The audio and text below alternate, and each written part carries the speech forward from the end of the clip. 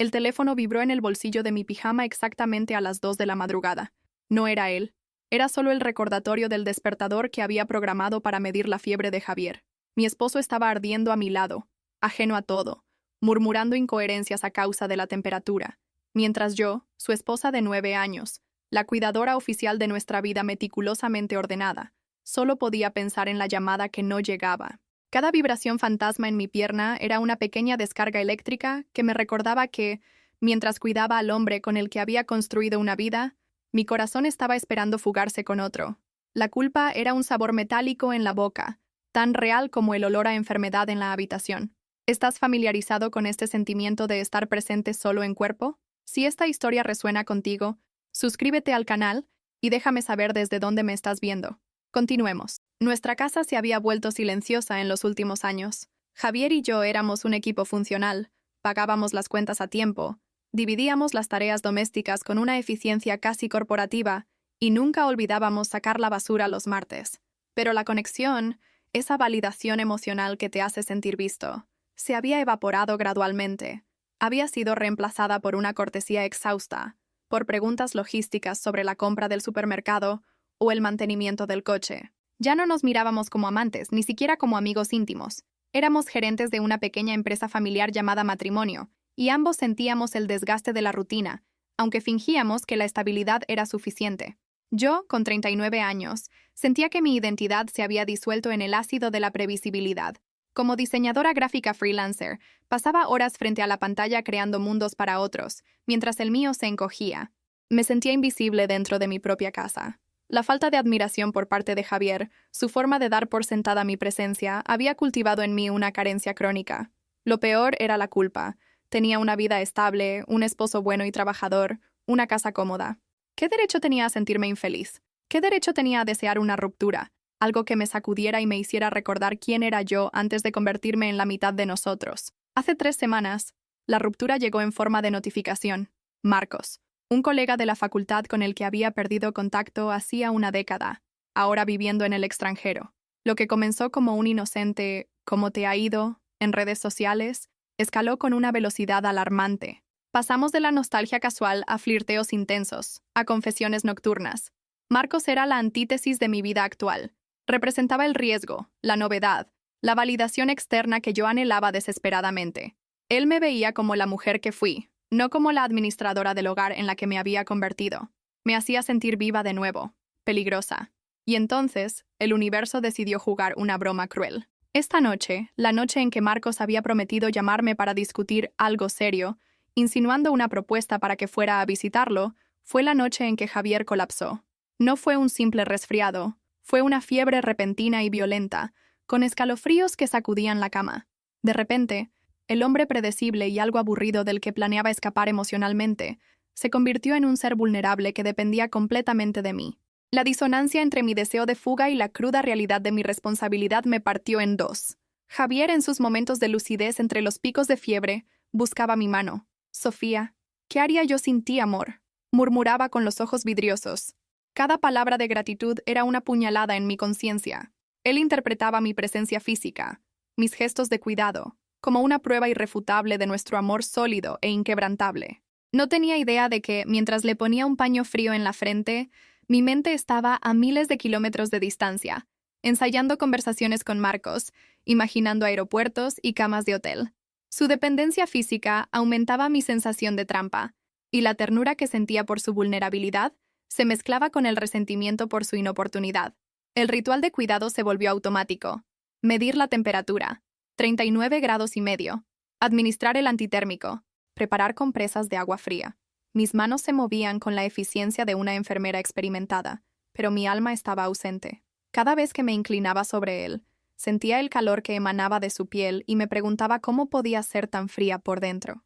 Estaba cumpliendo con mi deber, pero mi lealtad se había fracturado. Me sentía como una impostora en mi propia vida, representando el papel de esposa devota mientras mi verdadero yo estaba en vilo, esperando una señal externa que validara mi deseo de traición. La noche se alargaba, y el silencio en la habitación solo era interrumpido por la respiración dificultosa de Javier y el tic-tac del reloj de la mesita de noche. Cada minuto que pasaba sin que el teléfono sonara aumentaba mi ansiedad. La expectativa inicial se transformó en una irritación sorda. Revisaba la pantalla compulsivamente, sin llamadas perdidas, sin mensajes nuevos. ¿Se habría quedado dormido? ¿Habría surgido algo más importante? La posibilidad de que yo no fuera una prioridad para Marcos, después de todas las promesas intensas de los últimos días, comenzó a filtrarse como veneno en mi mente. En un momento, cerca de las 3 de la mañana, la fiebre de Javier alcanzó su punto más alto. Comenzó a temblar violentamente, y sus delirios se volvieron más confusos. Me asusté de verdad. El miedo por su salud física, un miedo visceral e innegable, eclipsó momentáneamente la frustración por la llamada fallida.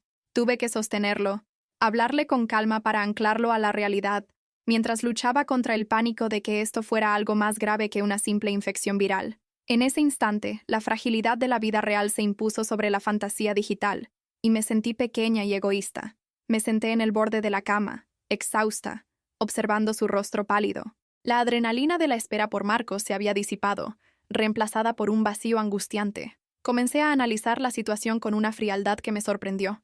Estaba apostando mi estabilidad emocional, y potencialmente mi matrimonio, a un hombre que solo conocía a través de una pantalla.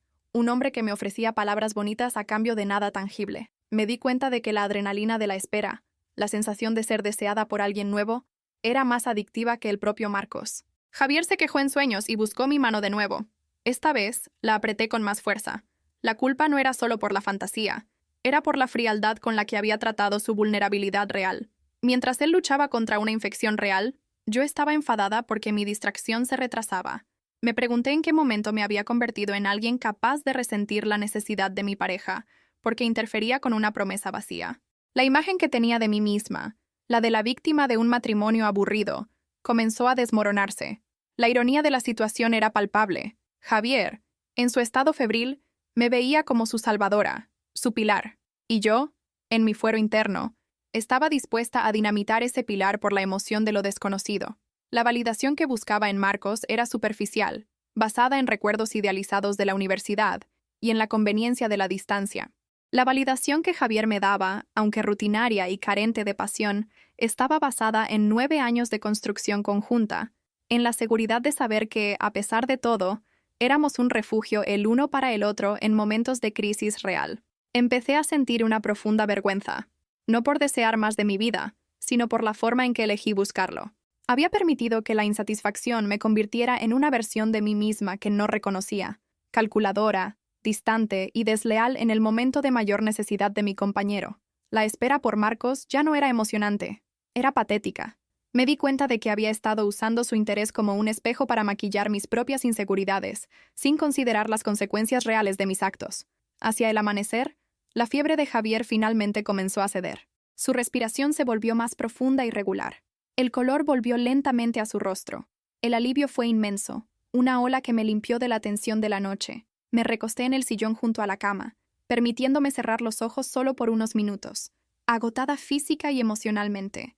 La casa estaba en calma, y por primera vez en semanas, la calma no me parecía opresiva, sino necesaria. Desperté sobresaltada por la luz grisácea que entraba por la persiana. Lo primero que hice, por puro instinto condicionado, fue agarrar el teléfono.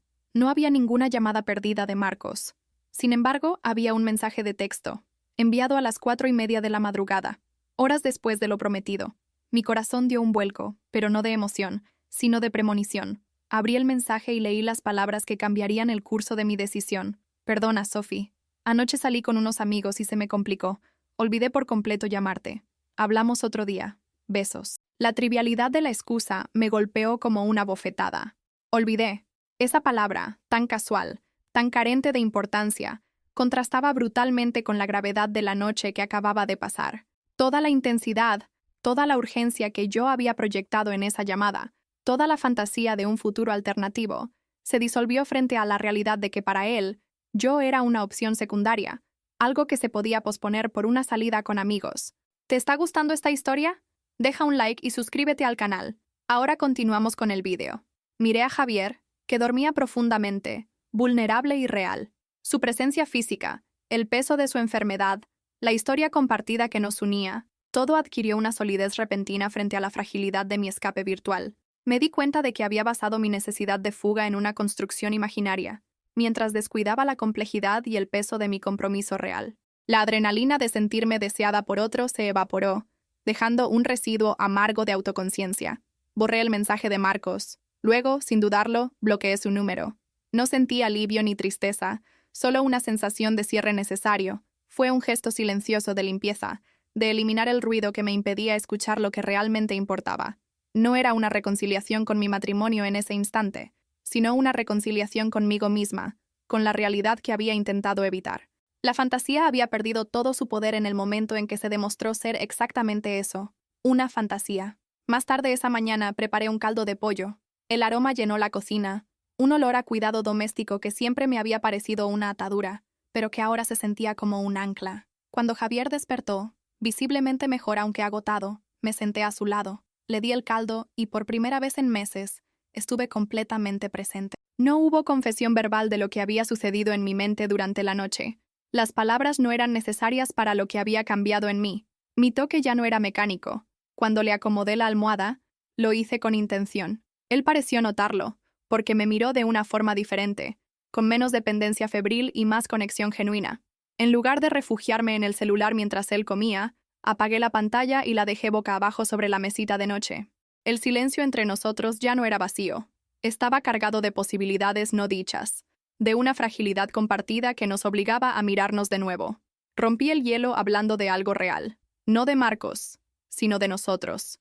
Le dije que me sentía agotada, no solo por la noche de vigilia, sino por el estado en que habíamos caído. Le confesé mi sensación de invisibilidad, mi miedo a que nos hubiéramos convertido en simples compañeros de piso que compartían una hipoteca. Fue una conversación difícil, tentativa, pero era honesta. Javier, aún débil, escuchó, y por primera vez en mucho tiempo, no intentó ofrecer soluciones prácticas, simplemente asimiló mi vulnerabilidad. Nuestro matrimonio no se curó esa mañana. Los problemas estructurales, el desgaste de 9 años, el aburrimiento y la distancia emocional, seguían ahí. Sin embargo, la crisis de la fiebre y la implosión de mi fantasía reconfiguraron mis prioridades. La lealtad no siempre se prueba frente a una tentación arrolladora, sino frente a la cruda exigencia de la realidad. A veces, la mayor prueba es simplemente quedarse, estar presente cuando la vida se vuelve más difícil que la fantasía más atractiva. ¿Alguna vez han descubierto que la realidad, por imperfecta que sea, pesa más que la fantasía más perfecta? Dejen un corazoncito si creen que la honestidad con uno mismo es el primer paso para la reconstrucción. Suscríbanse para más historias sobre las complejidades de las relaciones humanas. Comenten. La realidad importa. Si ustedes también creen que debemos enfrentar nuestros problemas en lugar de huir de ellos.